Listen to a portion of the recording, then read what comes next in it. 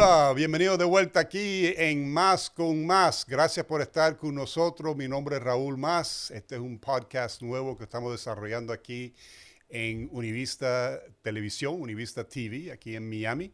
Gracias a Iván Herrera por permitirnos este espacio tan increíble aquí donde podemos hacer este podcast. Y esto va a ser un segmento que vamos a estar haciendo con bastante frecuencia, hablando de diferentes temas. Hoy estuve en el programa de mi colega Marián de la Fuente, hablando de varios temas de economía, etcétera, etcétera, pero también tuvimos la oportunidad para hacer una promoción para este programa. Y ella me preguntó precisamente de qué vamos a estar hablando en el programa. Y como le comenté anteriormente a ustedes que vieron aquí el primer segmento de Más con Más, aquí vamos a estar haciéndole cobertura a muchas cosas.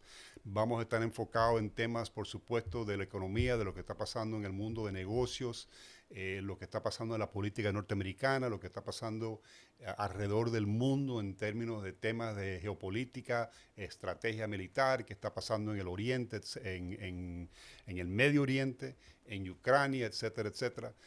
Así que ojalá que lo encuentren en un programa interesantísimo. Ahí me encanta hacer este tipo de entrevistas, que son entrevistas profundas, que casi vamos a tomar casi siempre el programa entero para hablar con personajes interesantes que yo he conocido a través de mi vida, gente muy conocedor de diferentes temas interesantísimos, y ojalá que ustedes lo encuentran algo beneficioso, que aprenden un poco y que siguen viendo el programa. Hoy tenemos con nosotros una mujer que yo he conocido por largo tiempo, literalmente décadas, casi medio siglo, para serte honesto. Se llama María Worlaw. María y yo nos conocimos por primera vez cuando los dos estuvimos estudiando juntos en la Universidad de Georgetown, en Washington, D.C. Ella y yo estábamos en el Colegio de Relaciones Exteriores de Georgetown, el School of Foreign Service, que es muy conocido como quizás el mejor colegio de diplomacia en los Estados Unidos. Y por supuesto que ella y yo, siendo cubanoamericanos, nos involucramos en un pequeño proyecto ahí, la Asociación de los Estudiantes Cubanoamericanos en Georgetown. Y empezamos desde ese entonces conjuntamente con un amigo que se llama Frank Calzón, muy conocido en los círculos cubanoamericanos, promoviendo el tema de la libertad de Cuba. Y fíjate cómo es la vida, que aquí estamos después de casi medio siglo, nos estamos reconectando de nuevo, aunque no hemos mantenido en contacto durante los años, principalmente por correos electrónicos de vez en cuando, una conversación aquí o allá. Pero ahora, como se ha calentado el tema de Cuba, pues obviamente le estamos dando prioridad a conocer y escuchar las voces de personas tan influyentes como María Worlaw, que ha dedicado literalmente su vida a la causa de Cuba, y espero que van a encontrar esta entrevista muy interesante. Igual que estamos tocando el tema de Cuba, vamos a estar tocando otros temas muy importantes para los Estados Unidos. Esta guerra que tenemos andando en Irán va por lo largo aparentemente, va a tener consecuencias para el presidente Trump, particularmente en estas elecciones, si no terminamos esa guerra pronto. Así que vamos a estar dándole mucho seguimiento a ese tema. Vamos a estar también mirando de cerca lo que está pasando en los mercados financieros. Yo francamente estoy un poco preocupado porque estoy viendo que, número uno, los Estados Unidos continúa con una deuda extraordinaria de casi 31, 32 trillones de dólares. Aparte de que estamos viendo la bolsa de valores a unos niveles extraordinarios que no hemos visto históricamente, siguen subiendo. Creo que realmente se está creando una burbuja, particularmente en el sector tecnológico. La cantidad de dinero que se ha gastado este país en inteligencia artificial mete miedo, más de $1 trillón. Hay unas expectativas enormes que eso realmente va a convertir la economía y que va a ser beneficioso para la economía, pero también es un cuchillo de doble filo que va a eliminar muchos trabajos, y todavía yo no creo que la promesa esa tan extraordinaria que existen de la inteligencia artificial. Hay muchos inversionistas que están cuestionando que si eso realmente va a ser verídico, ¿no? O sea, entonces vamos a estar hablando bastante de ese tema, pero hoy empezamos con María Worlaw para continuar con esta serie de programas hablando de Cuba, un tema muy caliente en este momento y muy importante para todos nosotros los cubanos americanos. Quédate aquí con nosotros para escuchar a María Wurla.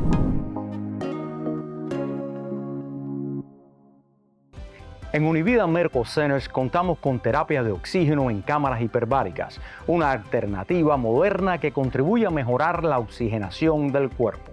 Este tipo de terapia alivia el dolor y la inflamación, ayuda a procesos de recuperación, favoreciendo la cicatrización y el bienestar general. Es un tratamiento seguro y supervisado. Pregunte hoy por este servicio y agende una visita de cortesía en el centro médico más cercano. Univida, donde salud es vida.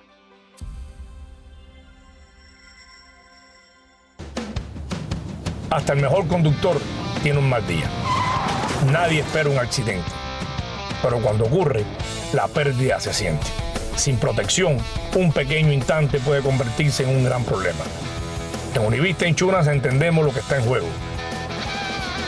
Con nosotros, tu tranquilidad se convierte en parte del camino. Como Maggi, asegúrate con los mejores. Univista Insurance, su mejor opción.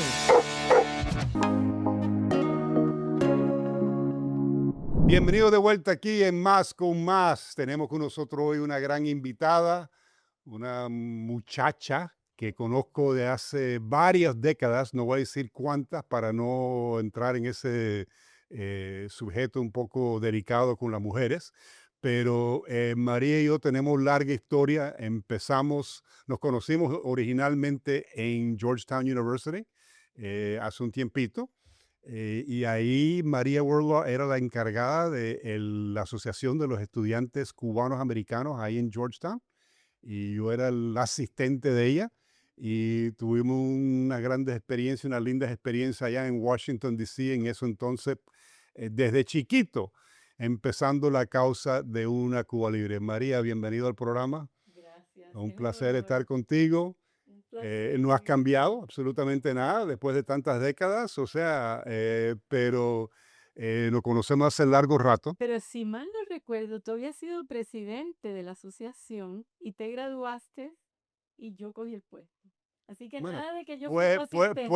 puede ser, pero yo lo que me recuerdo que siempre estaba siguiendo tus pasos, Ay, qué así lindo. que no sé si exactamente quién tenía los títulos o lo que sea, pero sé que yo cuando me recuerdo de ti, o sea, y vamos a empezar con eso, definitivamente que tú desde chiquita tenías una pasión enorme por Cuba, por la libertad de Cuba, y creo que incluso antes de llegar a la universidad ya tú estabas enfocado en ese tema. Creo que desde que me engendraron, entré en eso. Bueno, explíquenos un poco del background, Es pues. un honor compartir esto porque compartimos tiempos tan lindos Ujú, en sí. Georgetown, en la lucha por la libertad de Cuba. Y qué triste que todavía estamos en esto. Estamos en eso. Pero qué bueno que estamos, seguimos. ¿Y tú te acuerdas cómo se llama la mujer que estaba patrocinando realmente mucho nuestro Elena? Elena Mederos. Yo le Elena puse Mederos. Cristina Elena es su nombre. Ella me Imagínate, puso como una dama tremenda increíble. doctora, yo estuve mucho con ella. Una dama increíble Ella que me- realmente una patriota también que dedicó, Ella fundó Of Human Rights, sí, que estaba afiliado y tenía un P.O. Box en la asociación. Entonces, todos los años, ella tenía una reunión con Father Hill y el presidente de la universidad. Y entonces me invitaba para ir con ella, y me invitaba a las cosas cuando salió Matos, esto.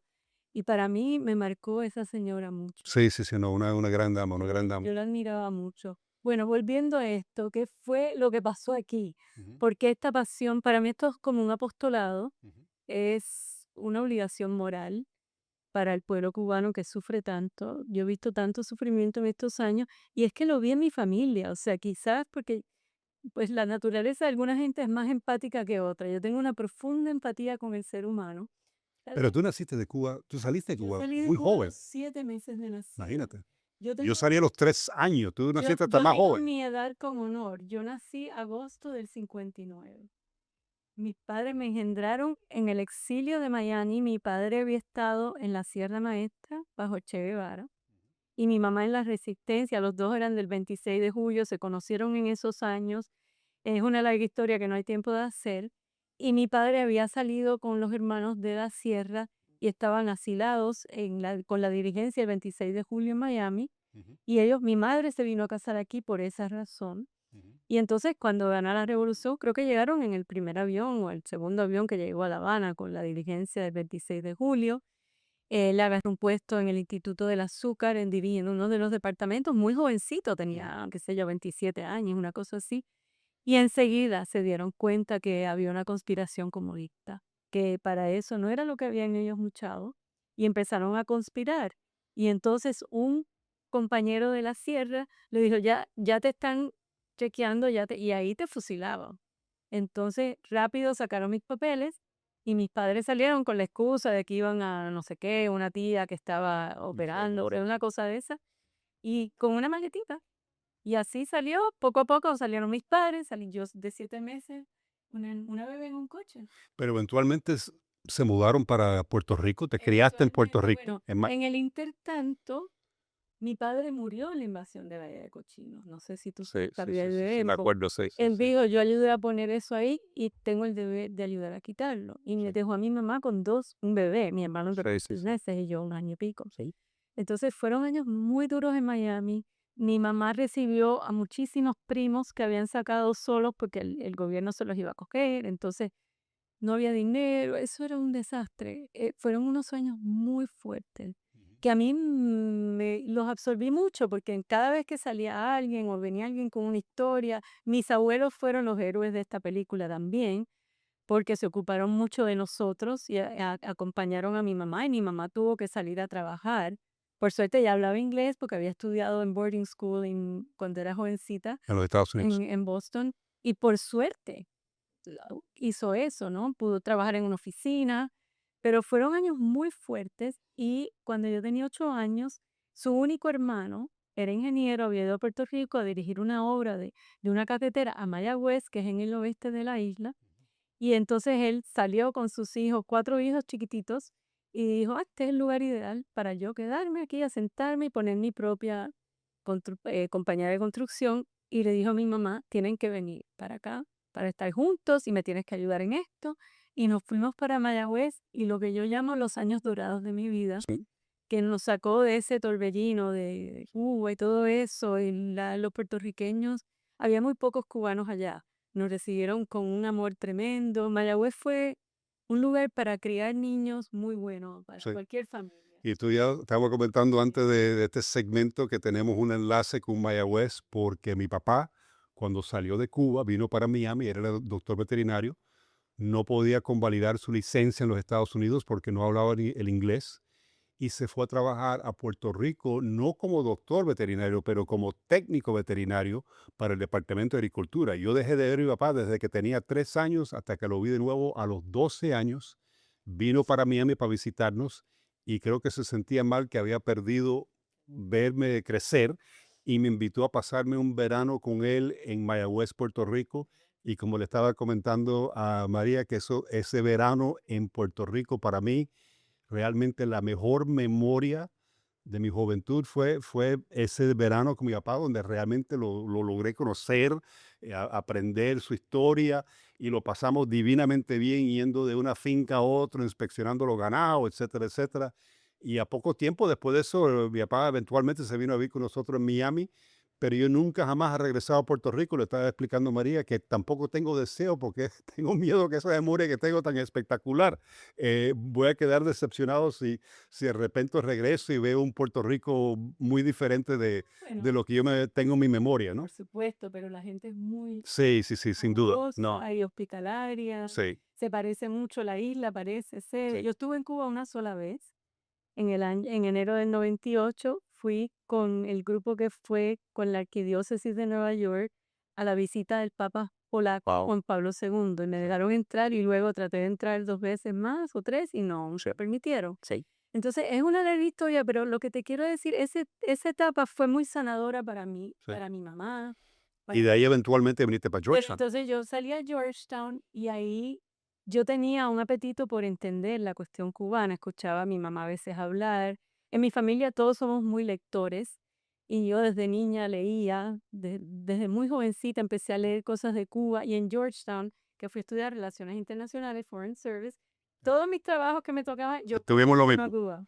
Entonces yo hacía el tema de Cuba y así empezó. Y tenemos un profesor cubano en Sí, Georgetown en ese Luis entonces, Aguilar. Luis Aguilar, que fue profesor de nosotros. Luis Aguilar tenía el curso de él, la historia de Cuba, o sea, y era un curso interesante porque Luis, aparte de echar la historia de Cuba, tenía excelentes chistes y de vez en cuando se ponía a hacer chistes cubanos. Y los americanos definitivamente no captaban la esencia de los chistes, pero nosotros, los pocos cubanos que estábamos en la clase con él, muertos de la risa, carcajada, porque a la verdad que era un gran hombre. Fue mi amigo, quedamos Sí, conectados. sí, De sí. hecho, es uno de los principales, de los primeros asesores del Proyecto Archivo Cuba. Sí. ¿Qué pasa? Después la vida corrió y yo fui a Venezuela a vivir 2 años, trabajaba con la banca americana. Luego me había salido de la banca, estaba casada con un banquero americano, fuimos a Chile, allí hice mi maestría. Viví toda la transición de Pinochet a la democracia. Fue una etapa muy importante, pero le mandaba mi chequecito of Human Rights, Ujú, Frank Calzón, ujú. seguía pendiente, muy pendiente de lo de Cuba. Ahí vi el derrumbamiento del muro de Berlín, pero bueno, tenía niños pequeños, etcétera. Hice mi vida. Cuando regresamos a los Estados Unidos, que viví a las afueras de Nueva York muchos años, ahí retomé enseguida el tema de Cuba. Me Wow. infecté otra vez y entonces ahí conocí a Armando Lago, que había sido presidente de la Asociación para el Estudio de la Economía Cubana, y nos hicimos muy amigos. Él era brillante y simpatiquísimo. Ujú. Y entonces el pobre le dieron 2 isquemias, 2 derrames cerebrales y perdió su trabajo. O sea, él tenía una empresa, tuvo que retirarse. Y Ricardo Bofill le dijo, ¿por qué no escribes la historia de el costo en vidas de la revolución? Y Armando se puso a investigar y entonces mi mamá y yo, especialmente mi madre, que falleció como al mes de él, fíjate, en el 2008, lo ayudaba y le mandaba cosas y bueno, y nos hicimos muy amigos. Yo le decía, Armando, es que yo venía de Chile con la idea de que hay que enfocar la tragedia cubana en las víctimas. La cuestión del exilio ha sido muy política, mucho discurso, darse premio entre sí. Aquí hay que hacer un enfoque en las víctimas, en las historias personales tan desgarradoras que hay, porque cada familia cubana tiene una de mayor o mayor grado. Entonces, con Armando y mi mamá y otro colega, incorporamos Archivo Cuba, porque yo decía, Armando, esto es más que una lista y es un libro, esto hay que contar la historia. Y así empezó Archivo Cuba con el proyecto de Verdad y Memoria, que hoy día tiene una base de datos que tienen como 12.000 casos individuales investigados. Ha sido un trabajo de hormiga y nos faltan miles más. Vamos a tomar una pausa ahí para tomar una pausa breve y vamos a regresar en un minuto para entonces enfocarnos precisamente en ese proyecto con mucho más profundidad y hablar de esos archivos y hablar los casos que has documentado durante todos estos largos años. Regresamos aquí en un minuto en Más con Más.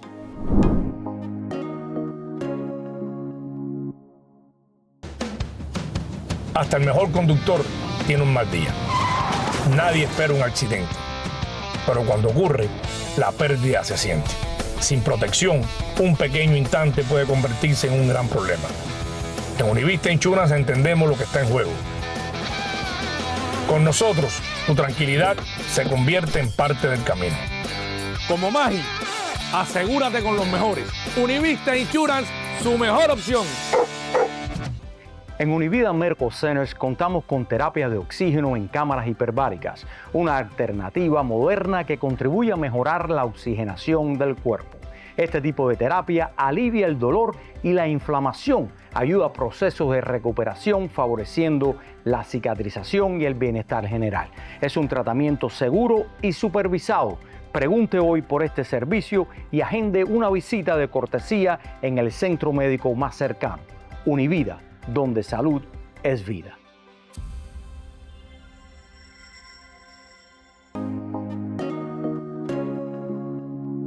Bienvenido de vuelta, Raúl Mascanosa aquí en Más con Más. Continuamos nuestra conversación con María Wurlaw. Empezamos el primer segmento hablando un poco de su historia, su biografía, y terminamos hablando de lo que ha sido realmente la obra de su vida, que se llama el archivo, ¿no? ¿Cuál es el nombre formal del El archivo? nombre formal es Free Society Project Inc. El Free Society Project Inc. en En inglés. Cuba Archive está incorporado bajo Free Society con el Name As Y en español es Archivo Cuba. Ok. Y si alguien lo quiere encontrar, ¿cómo la más? Archivocuba.org. Archivocuba.org para organización. Y ahí está la base de datos que es pública, pueden buscar muertes y desapariciones del periodo de Batista y del periodo. ¿Cuántas páginas tiene ya? O sea, ¿cuántos casos tiene documentados? Tienen más como 12,000. Cada uno tiene un récord, o sea, esto es mucho trabajo hacer cada uno. Y tiene el nivel de confiabilidad de la fuente, toda la información que se puede encontrarse en un caso, fotos cuando hay fotos. Es un trabajo lindo, pero muy Difícil. fuerte. Sí, porque a veces los testimonios son terribles. ¿Y cuántos años te ha tocado de tu vida? O sea, ¿cuántos años has dedicado a ese proyecto de tu vida? Bueno, yo he dedicado a la causa de Cuba después de salir de Georgetown, después de regresar de Chile. El otro día le decía a mi esposo, ¿cómo es que no voy a estar cansada si llevo mañana, tarde y noche, sin prácticamente todos los días, no sé ni cuándo es un feriado, trabajando en esto, el equivalente a la Primera Guerra Mundial, Segunda Guerra Mundial, Guerra de Corea y Guerra de Vietnam, casi 33 años. Wow. Entonces es fuerte eso. Es el equivalente de los Estados Unidos y su participación en esas guerras, ese número de años. Entonces, por supuesto, y en el lado perdedor Sí. hemos estado. Entonces eso es muy duro porque es muy frustrante. Pero extremadamente importante para la historia. O sea, cuando se escribe la historia de Cuba, hay que escribir de los asesinatos, de la cantidad de gente que se han desaparecido. De esos Eso 12,000, sí. ¿cuántos están documentados como oficialmente? O sea, comprobado que están muertos. Primarias con fuentes secundarias, yo te diría la mitad. La mitad tiene fuentes muy sólidas. Hay un número que si tuviéramos en los recursos, porque hemos trabajado sin recursos, prácticamente yo he donado casi todo mi tiempo, todos estos años. Hemos tenido una subvención pequeña, tuvimos 4 años y yo me pagaba algo, ¿no? Pero si hubiera los recursos, se podría hacer mucho más y se podría documentar mejor y también crear conciencia de la importancia de documentar, que muchas veces no existe. Y hay casos incluso de presos conocidos donde no hay una fuente primaria, los hemos sacado de libros, entonces hay que decirle a los presos, por favor, muchos se están muriendo de los históricos, Sí. ¿no? No entienden la importancia que tiene eso y no es solo para la memoria histórica que es fundamental, es para hacer que el mundo entienda lo que ha pasado en Cuba. Cuba es la única dictadura de este hemisferio que yo conozca que ha asesinado y continúa probablemente asesinando civiles, incluyendo niños, por el solo crimen de tratar de escapar de su país. Increíble. Eso es mucho más, la cuenta es mucho más de los que huyeron pasando el muro de Berlín, porque yo estaba en Berlín y sé los números, ¿no? Entonces, el día que esa historia se pueda contar va a ser terrible ver la magnitud. Muchos de los que no han llegado en salidas del mar probablemente fueron asesinados por guardafronteras. En Cuba existe hoy día el equivalente casi exacto de la muralla de Berlín rodeando la base naval de Guantánamo.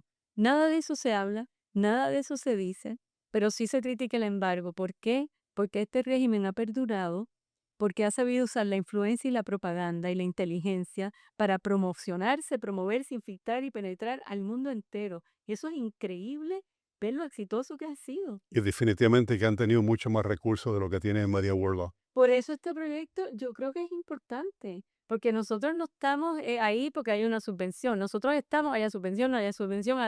Si no hay dinero, manejamos un presupuesto ínfimo. Si no hay dinero, lo buscamos para seguir. Y esa base de datos está abierta al público, se puede buscar por nombre, por fecha, por causa de muerte, por provincia, por año. Es muy lindo ese trabajo. Y en relación a ese trabajo, yo desarrollé toda una práctica para estudiar transiciones, que empecé de en serio en el 2005 en mi primer viaje a Polonia, para ver cómo era el sistema represivo de estos países que ya se acababan de abrir. Ojo, muy importante para contar la historia es preservar los archivos de guardafronteras, del Ministerio del Interior, los cubanos que nos oigan. Sí. El día de mañana que haya un cambio en Cuba, es súper importante sellar esos archivos que no los puedan destruir para poder saber qué pasó realmente, porque una base esencial de la justicia transicional es conocer la verdad, que eso es muy sanador para los sobrevivientes, para saber, por lo menos Y se saber. corre el riesgo que eso se pueda desaparecer, que se ponen a quemar esos archivos para hacer desaparecer el récord de lo que realmente ocurrió. Entonces, Archivo Cuba, yo empecé a estudiar transiciones, a viajar a estos países, a hacer cursos sobre transición en el 2005. Y luego, en el 2010, me tocó eh, ser la comentarista de un trabajo académico en una conferencia sobre Venezuela, el petróleo, los médicos. Y esto fue cuando yo empiezo a buscar las estadísticas de exportación de servicios, me doy cuenta que se había convertido en el principal rubro de la economía cubana. Y Las él- brigadas y yo de los tenía médicos. mis archivos, conocí a algunos médicos, o sea, no era que no sabía del tema, dije, esto es un tema súper estratégico, porque esto no solo ya le viene todos estos ingresos, fue un instrumento importantísimo para la ocupación de Venezuela por parte de Cuba. Entonces me puse un año a entrevistar gente sobre la brigada en Venezuela y saqué mi primer trabajo, y ahí es donde yo digo, esto trata de personas. Y ahí seguimos con nuestro proyecto oficial sobre las misiones médicas. Con el tiempo me llamó el Departamento de Estado cuando empezaron a investigar, porque hay una ley en Estados Unidos que prohíbe la trata y exige que el Departamento de Estado haga un informe anual y dé una clasificación a cada país. La gente no sabe eso. Se creen que es Trump el que está detrás de los médicos. Y esa brigada siguen operando en Venezuela hoy día, ¿no? Operando. Increíble. Siguen operando. Están O sea, en estos 24 estados. en 24 estados. Bueno, yo contraté a 22 recientemente y después vino el terremoto y Cuba sacó un anuncio que decía Y eso sigue siendo que una fuente de ingreso para... no sé, no sabemos. Yo he preguntado y bueno, es un tema un poco complicado. No sabemos quién está pagando, pero les están pagando. Yo he entrevistado 2 médicos que se han ido en estos meses. ¿Y cuántos médicos habían de esa brigada en Venezuela? En No sé cuántos médicos, pero había 12, 15,000. la última estadística que Cuba dio, que yo conozca, fue del año pasado, mediados de año, que eran 12.800 por ahí en total, pero eso incluye enfermeros, técnicos, y Cuba mete ahí mucha gente que no es ni Sí, tiene título, o sea, ¿qué por ciento serán médicos? No sé. sí. Pero eso sí es una gran fuente de ingreso para el régimen. De inteligencia. Y sigue el mismo patrón también, o sea, pagarle una miseria a los doctores en el No, sí, exterior eso y que sí. el dinero fuerte termina en las Eso urnas es de... un abuso total. Sí, Es total. increíble que eso esté pasando en el tiempo moderno. A mí me indigna cada vez que yo hago una historia de alguien que donde quiera que esté, en cualquier continente, en cualquier año, el patrón es el mismo sistemático, es sistemático con la trata. Ellos han cambiado mecanismos de robo, mecanismos de esto, le dan los pasaportes de diplomáticos nada más, que no les sirven para ir a ninguna parte, etcétera, etcétera. Pero el mecanismo es el mismo desde los 60. Y lo peor es que eso ha sido un caudal para ellos de propaganda, para pintarse como el régimen humanitario, la Sí, la potencia propaganda que ha venido de médica, eso ha sido extraordinaria. extraordinaria. Y incluso, fíjate, aquí en los Estados Unidos, o sea, particularmente todos nuestros políticos demócratas están empezando con Bernie Sanders, socialista, diciendo que no, que Cuba es una maravilla porque fíjate el sistema de salud que tiene y cómo cuidan a la gente alrededor de todo el mundo, etcétera, etcétera. O Bueno, sea, ese es nuestro la tercer propaganda. proyecto. Eso da pie para el tercer proyecto de Archivo Cuba, que es Cuba y el mundo, eh, que surgió porque yo investigo temas cubanos de toda la vida porque me gusta, ¿no? Pero empecé a estudiar el tema de Venezuela por una cosa casual en Nueva York, que me encontré unos venezolanos de la oposición, y dije, ¿cómo ustedes no han documentado más la presencia cubana? Entonces, yo les voy a mandar algo. Y así empezó lo que terminó siendo un libro que tiene más de 1.000 citas bibliográficas, más de 800 fuentes, que lo escribí sin la intención de escribir un libro, que es la intervención de Cuba en Venezuela, Wow. que es una ocupación así estratégica que tiene implicaciones globales, porque ahí yo describo la metodología, cómo Cuba lo logró. Cuba un Mira, país pobre. eso apenas creo que está ahora saliendo a la luz pública. O sea, Sí. yo creo que por lo menos muy pocos norteamericanos entienden lo potente que ha sido el servicio de inteligencia de Cuba, como mira el caso de Ana Belén, o sea, de aquí en los Estados Unidos, el embajador Manuel Rocha. Manuel Rocha, que estaba trabajando para los cubanos todo este tiempo. El O sea, libro es de la completo. penetración, y si tú hablas con la gente del lado de los norteamericanos, te dicen, oye, los cubanos son mejor que el KGB, mejor que el servicio secreto de Alemania oriental, o sea, Algunas cosas en algunas cosas. yo o me he sea, dedicado a estudiar esos temas por muchos años, ¿no? Y el libro es del año 2019, cuando nadie estaba hablando. ¿Cómo se llama el libro? Se llama La intervención de Cuba en Venezuela, una ocupación estratégica con implicaciones globales. Okay. Y el título tiene su propósito, porque no es solo sobre Venezuela, es sobre la metodología que usó Cuba para, en realidad, ocupar asimétricamente un país mucho más poderoso, mucho más grande y con los recursos más importantes del petróleo del mundo. Y han hecho lo mismo en Nicaragua, han hecho lo mismo en Nicaragua también, Bueno, entonces ahí o en yo- otros países también. el libro está en Amazon, por cierto, y si lo compran, los ingresos se donan a Archivo Cuba. Nos ayuda, porque somos una organización muy pobre, pero el libro es educativo, ¿no? Lo usan en universidades, ya te digo, porque está muy bien citado. Pero ahí es que yo digo, es que este tema se conoce muy poco. Y entonces ahí en ese proyecto, si van al sitio, van a encontrar informes sobre la presencia diplomática de Cuba en el mundo, cómo Cuba tiene más embajadas que cualquier país del hemisferio occidental menos Estados Unidos, más que Canadá, más que México. Y en cada embajada hay un centro de inteligencia. Hay un cálculo del estimado de cuántas relaciones de inteligencia maneja Cuba en Estados Unidos, alrededor de 5.000. Está por departamento, por oficial. Increíble. O sea, eso es con el testimonio de 4 deceptores de la inteligencia de Cuba.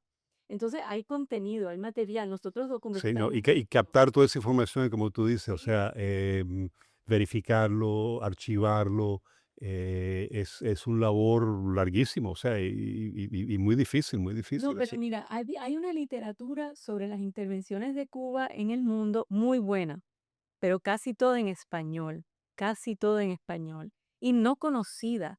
Entonces, ¿cómo reducir todo esto para decir, miren Cuba, mira la trayectoria de este país desde que empieza en los años 60? Yo en el libro doy un ejemplo, en el año 60, en la Embajada de Lima, en la Embajada de Cuba en Lima, Perú, entran unos jóvenes universitarios activistas a la oficina, a la embajada, y abren los archivos del embajador y sacan, y esa información existe con nombre y cantidad. Decenas de ya académicos, Increíble, políticos que estaban pagados por Cuba, pero una lista gigante, increíble, ya increíble, para el año 60. increíble. Bueno, vamos a tomar una pausa y después regresamos con el tercer segmento de aquí de Más con Más. Estamos con María Wurlaw. Quédate con nosotros, regresamos en unos minutos.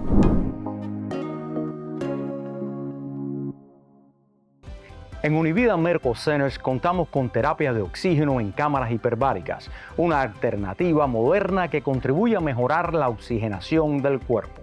Este tipo de terapia alivia el dolor y la inflamación, ayuda a procesos de recuperación favoreciendo la cicatrización y el bienestar general. Es un tratamiento seguro y supervisado.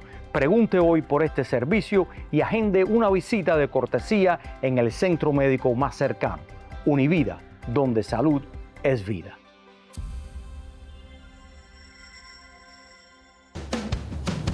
Hasta el mejor conductor tiene un mal día. Nadie espera un accidente, pero cuando ocurre, la pérdida se siente. Sin protección, un pequeño instante puede convertirse en un gran problema. En Univista Insurance entendemos lo que está en juego. Con nosotros, tu tranquilidad se convierte en parte del camino. Como Maggi, asegúrate con los mejores. Univista Insurance, su mejor opción.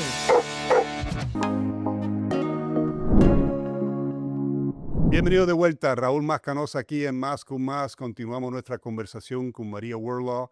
Estuvimos hablando del proyecto de ella, el archivo, ¿cómo se llama? Archivo Cuba. Archivo Cuba, que ha sido el labor de ella de toda su vida.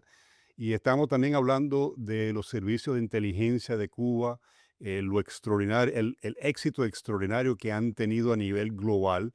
Y María nos estaba comentando un poco el tema de Perú en particular. Sí, esa lista es impresionante porque están los nombres, incluso gente de partidos de derecha. En Perú. Académicos, en el año 60, Imagínate, al principio por la prácticamente, cantidad de dinero que le pasaba mensual o que le habían dado, ahora no me acuerdo si en el total o mensual.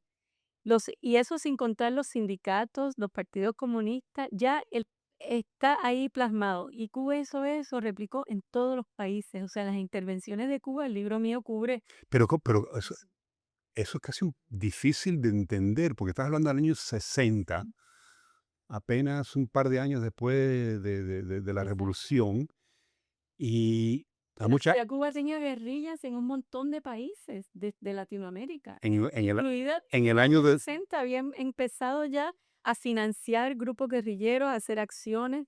Está en mi libro muy resumido, ¿no? Me gustaría dedicarle mira, más para que tú tiempo. veas, yo no me Sí, sabía eso. pero no, una Yo me cosa, sé la historia de Che en Bolivia, por supuesto, en África, después de la Bahía de Cochino. si uno coge África y Latinoamérica, casi todos los países hay intervenciones cubanas. ¿Qué pasa? Que ellos hacen eso hasta el fin de la Unión Soviética. Y luego, cuando se acaba el subsidio soviético, hay un cambio de modelo. Entonces ya las subversiones armadas, aunque Cuba siempre penetró los países, los gobiernos, siempre, con dinero y por ideología, como lo ha hecho aquí en los Estados Unidos muy exitosamente. Probablemente más exitosamente que ningún país lo ha hecho, porque la penetración rusa fue pagada, los grandes espías de Rusia. Eh, que Cuba entonces cambia el modelo para adoptar un modelo gramsciano basado en los escritos de Antonio Gramsci, el Sí, italiano marxista, no sí, marxista, sí. que habla sobre cómo desmoronar el capitalismo y la democracia desde sus propias instituciones, desde adentro. De las universidades. Y eso es bueno, siempre Cuba lo hizo, Sí. pero ahora es un proyecto que lo copia toda la región. Y llegó el momento, cuando estaba Obama en la presidencia aquí, que yo fui a Panamá a una cumbre que hubo allí, que yo conté, había 11 mandatarios que eran miembros del Foro de Sao Paulo, en Latinoamérica en ese momento. Tuvieron un éxito enorme porque al captar Venezuela y sus recursos, fue gigantesco el efecto que hubo en la región. Increíble. Entonces, hoy día, mucha gente no me va a creer esto.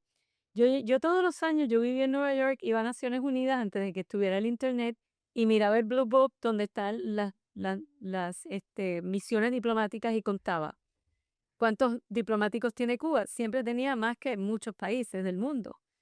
Ahora es muy fácil, uno va al Internet y está. Nosotros publicamos una tabla en el 2022 que lo contamos cuántos diplomáticos tiene Cuba en la misión de Nueva York comparado con otros países. Tiene más que la gran mayoría de los países, ¿no?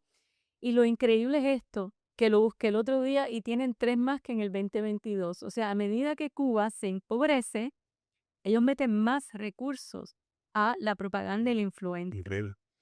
No, mira, y la cantidad de dinero que esta gente se han robado extraordinario, miles de millones de dólares durante décadas, se han beneficiado enormemente, lo han utilizado para su servicio de inteligencia, para operaciones militares, para un montón de cosas que realmente no ha beneficiado al pueblo Pero cubano. ojalá eso se recupere para financiar la transición. Ojalá que sí. Vamos a hablar un poco de esa transición.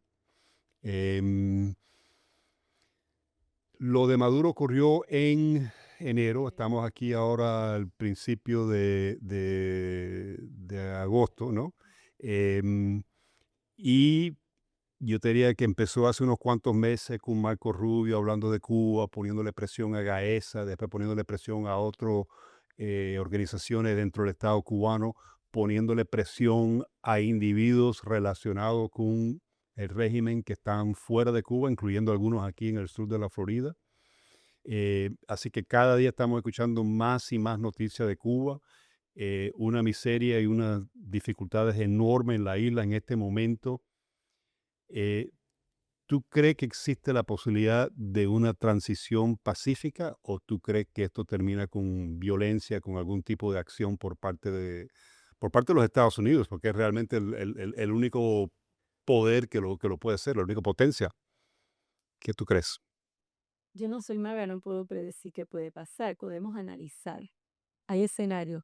Mi esperanza es que fuera pacífica y mi esperanza ha sido es que hace tiempo se debieran haber ido, porque ellos saben que este modelo no No tiene funciona. vuelta, no funciona y cada vez el país está Esa peor. frase en inglés que dice, insanity is doing the same thing over and over again and expecting a Yo different. O hubiera sea, la esperado, locura es haciendo la misma cosa a tiempo, continuamente esperando un resultado diferente. Y el resultado siempre es miseria, pobreza, las razones desastre que hubieran económico. dicho se hubieran ido para dar pie a una transición pacífica. No lo han hecho Y podemos analizar aquí por muchos programas más por qué no lo han hecho, pero eso pasa en la psiquis de los autócratas totalitarios históricamente, Ujú. ¿no? Quizás yo tenía la esperanza de que pudiera ser así. También vimos hace unos meses cierto empuje o runruneo, incluso que era medible, que Ujú. Estados Unidos estaba contemplando una acción similar a la de Venezuela, Ujú. que yo creo que en el caso de Cuba sería muy fácil descapitar al régimen, Ujú. porque hasta los mismos generales quieren salir de eso, no ganan nada. O el general que más gana en Cuba gana $100 al mes, o menos ahora que el cambio se va poniendo peor. Pero la vigilancia que hay entre ellos, la contrainteligencia militar y dentro del MINIT es muy fuerte. Entonces, todos están mirando a ver quién va, y todos están sacando sus recursos. Entonces, podría darse una situación en que se van, que lo sacan, que no haya violencia, ojalá.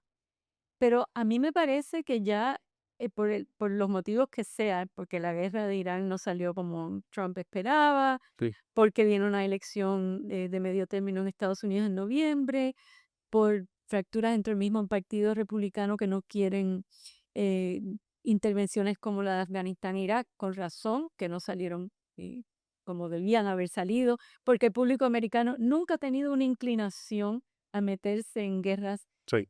como fue en el caso de la Segunda Guerra Mundial. Por una serie de cosas parece que eso no está pasando, no va a pasar, no lo sé. Y entonces, ¿cómo se puede dar una transición en Cuba cuando la mayoría de los cubanos están diciendo o estamos diciendo, los observadores de toda esta dinámica, hay que sacarlos? Mire, yo creo que le están dando todas las oportunidades posibles, pero, ¿sabes? Yo tuve una experiencia a mediados de mayo, el 12 de mayo, le hicieron una recepción al nuevo general de Comando Sur, el general Francis Donovan, y logré conocerlo. Y tuve una conversación con él después de la recepción. Y este es un hombre, viene de la Infantería Marina de los Estados Unidos. Como dicen los americanos, he's a badass. O sea, ese tipo es combatiente. Y él en su comentario que nos hizo esa noche nos dejó saber bien claramente que su prioridad en Comando Sur era convertir a Comando Sur, dejar tanto las misiones humanitarias, diplomáticas, etcétera, el entrenamiento en Latinoamérica de las Fuerzas Armadas y enfocarse realmente en acción militar en el hemisferio, basado en las órdenes del presidente de los Estados Unidos, que para eso él iba a cambiar por completo la estructura de Comando Sur para traer más expertos en combate y actividades militares. Y también señaló eh, de que ese va a ser el objetivo principal de los Estados Unidos de ahora en adelante, o sea, de realmente enfrentar las amenazas contra los Estados Unidos. Y yo te aseguro, porque de una fotografía de él, hace un mes y pico, cuando él estuvo en Guantánamo y se reunió con generales de Cuba y tuvo una conversación, y yo le estaba diciendo a un amigo, yo estoy convencido que es en esa conversación, que me imagino que fue muy profesional, muy, ¿sabes?, amable, pero que él le dejó entender a esos generales que él era un combatiente y que si el presidente le daba las órdenes de intervenir y matar, que iba a empezar con ellos.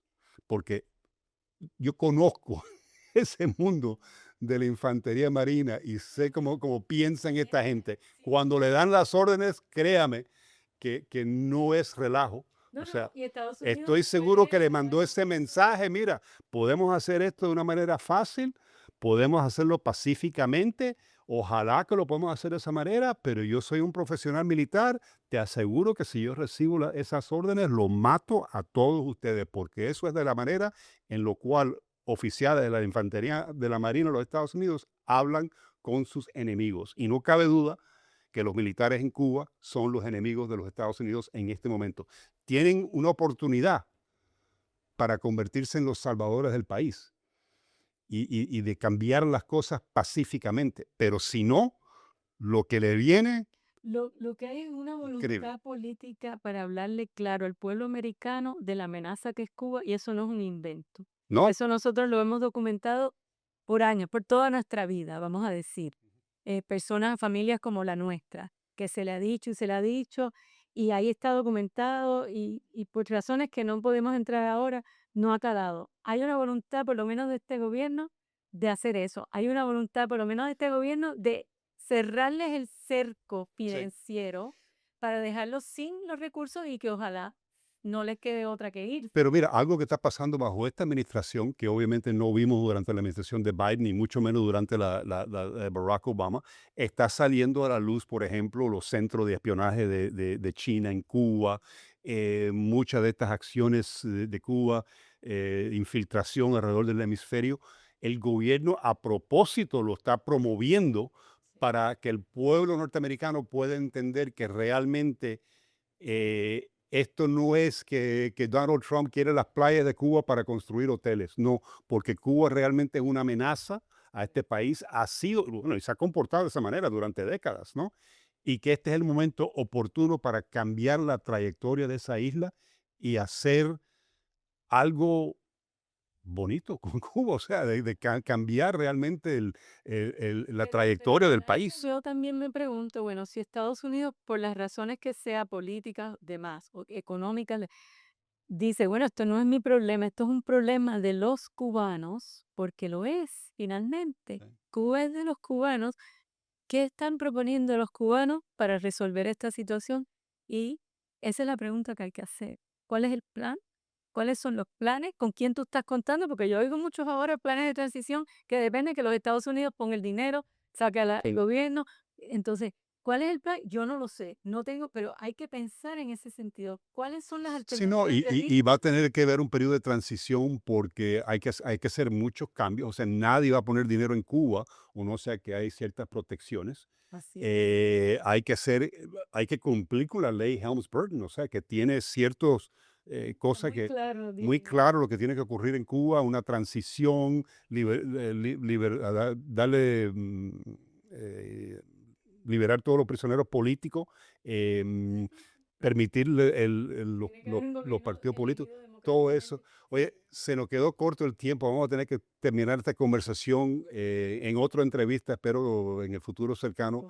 Fascinante escuchar tu historia, fascinante escuchar de lo que has hecho con el Cuba Archive, ¿no? El archivo cubano, y me encanta escuchar tu conocimiento de todo esto y lo que piensa que va a pasar en Cuba. Yo también espero que sea pacífico, pero no creo. Esta gente son tan Hay que intransigentes, rezar. Yo tan, pienso que poner el pueblo tan... de Cuba en manos de Dios, Así en es, el corazón de los cubanos, Dios. así es, así Eso es, yo lo creo fervientemente. así es. Ojalá que sea así.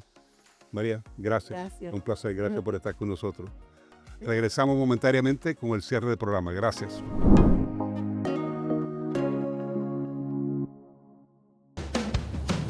Hasta el mejor conductor tiene un mal día. Nadie espera un accidente. Pero cuando ocurre, la pérdida se siente. Sin protección, un pequeño instante puede convertirse en un gran problema. En Univista Insurance entendemos lo que está en juego. Con nosotros, tu tranquilidad se convierte en parte del camino. Como Maggi, asegúrate con los mejores. Univista Insurance, su mejor opción. En Univida Medical Centers contamos con terapia de oxígeno en cámaras hiperbáricas, una alternativa moderna que contribuye a mejorar la oxigenación del cuerpo. Este tipo de terapia alivia el dolor y la inflamación, ayuda a procesos de recuperación favoreciendo la cicatrización y el bienestar general. Es un tratamiento seguro y supervisado. Pregunte hoy por este servicio y agende una visita de cortesía en el centro médico más cercano. Univida, donde salud es vida.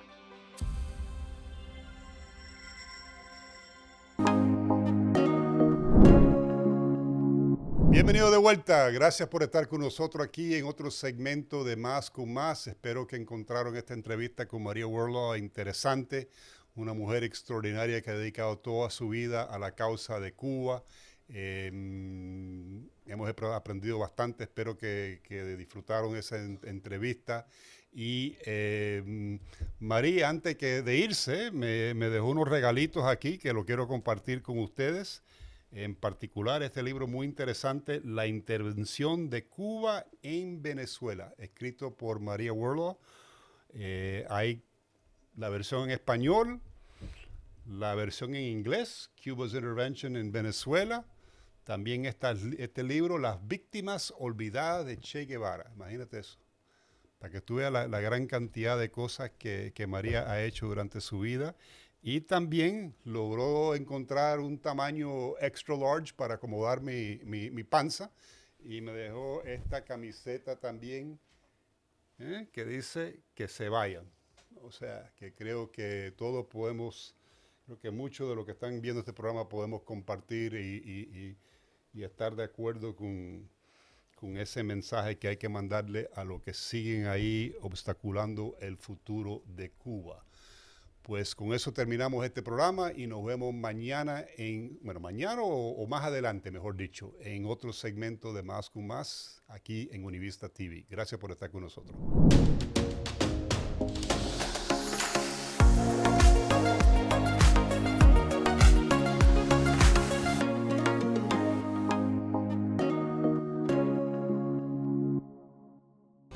En Univida Medical Centers contamos con terapia de oxígeno en cámaras hiperbáricas, una alternativa moderna que contribuye a mejorar la oxigenación del cuerpo. Este tipo de terapia alivia el dolor y la inflamación, ayuda a procesos de recuperación favoreciendo la cicatrización y el bienestar general. Es un tratamiento seguro y supervisado. Pregunte hoy por este servicio y agende una visita de cortesía en el centro médico más cercano. Univida, donde salud es vida.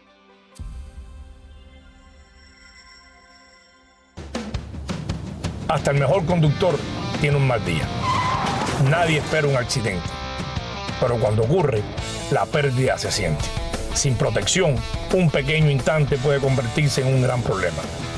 En Univista Insurance entendemos lo que está en juego. Con nosotros, tu tranquilidad se convierte en parte del camino. Como Maggi, asegúrate con los mejores. Univista Insurance, su mejor opción.